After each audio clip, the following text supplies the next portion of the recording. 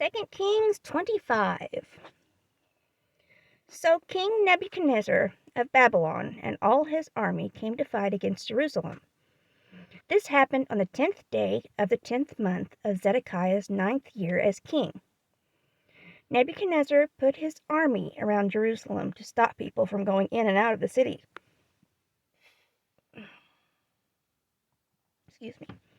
Then he built a wall of dirt around the city.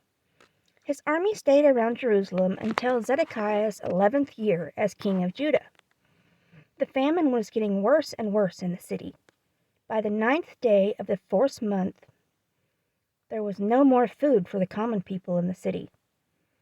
Nebuchadnezzar's army finally broke through the city wall. That night, King Zedekiah and all his soldiers ran away. They used the secret gate that went through the double walls. It was by the king's garden. The enemy soldiers were all around the city, but Zedekiah and his men escaped on the road to the desert. The Babylonian army chased King Zedekiah and caught him near Jericho. All of Zedekiah's soldiers left him and ran away. The Babylonians took King Zedekiah to the king of Babylon at Riblah. The Babylonians decided to punish Zedekiah. They killed Zedekiah's sons in front of him. Then they put out Zedekiah's eyes. They put chains on him and took him to Babylon. Jerusalem is destroyed. Nebuchadnezzar came to Jerusalem on the 7th day of the 5th month of his 19th year as king of Babylon. The captain of Nebuchadnezzar's best soldiers was Nebuzaradan. Nebuzaradan burned the Lord's temple, the king's palace, and all the houses in Jerusalem. He destroyed even the largest houses.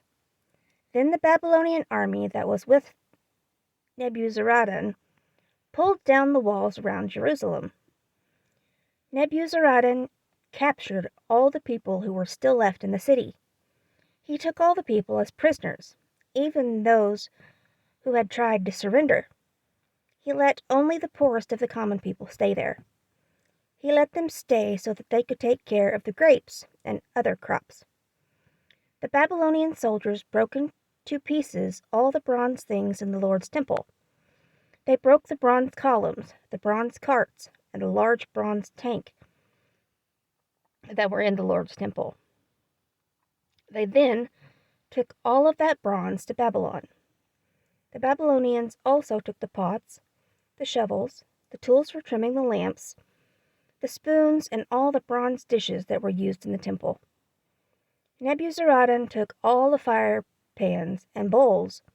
He took all the things made of gold for the gold, and he took everything made of silver for the silver. So Nebuzaradan took the large bronze tank and the 2 bronze columns. Each column was about 31 feet tall.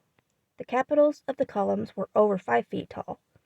They were made from bronze and had a design like a net and pomegranates. Both columns had the same kind of design. He also took the carts that Solomon made for the Lord's temple. The bronze from these things was too heavy to be weighed. The people of Judah taken as prisoners.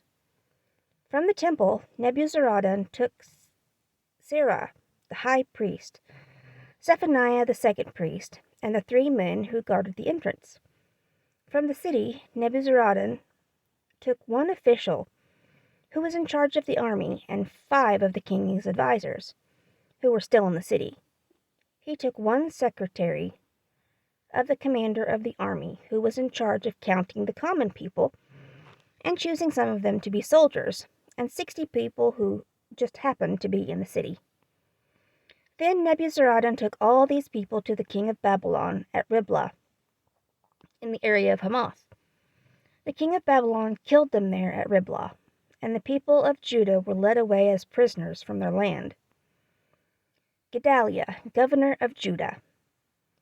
King Nebuchadnezzar of Babylon left some of the people in the land of Judah. There was a man named Gedaliah, son of Haikam, son of Shaphan. Nebuchadnezzar made Gedaliah governor over the people in Judah. The army captains were Ishmael, son of Nethaniah, Johanan, son of Kareah, Sariah, son of Tanhumeth from Netophah, and Jazaniah, son of Maakathite. These army captains and their men heard that the king of Babylon had made Gedaliah governor, so they went to Mizpah to meet with him. Gedaliah promised to these officers and their men. He made promises to them.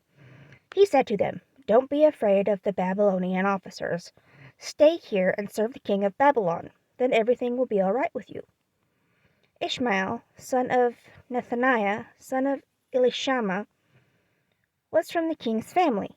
In the 7th month, Ishmael and 10 of his men attacked Gedaliah and killed all the men of Judah and Babylonians who were with Gedaliah at Mizpah. Then the army officers and all the people ran away to Egypt. Everyone from the least important to the most important ran away because they were afraid of the Babylonians. Later, evil Merodach became the king of Babylon. He let King Jehoiachin of Judah out of prison. This happened in the 37th year after Jehoiachin was captured. This was on the 27th day of the 12th month from the time that evil Merodach began to rule. Evil Merodach was kind to Jehoiachin. He gave him a more important place to sit than the other kings who were with him in Babylon. Evil Merodach let Jehoiachin stop wearing prison clothes, and every day for the rest of his life he ate at the same table with the king. And each day, for as long as Jehoiachin lived, the king gave him enough money to pay for whatever he needed.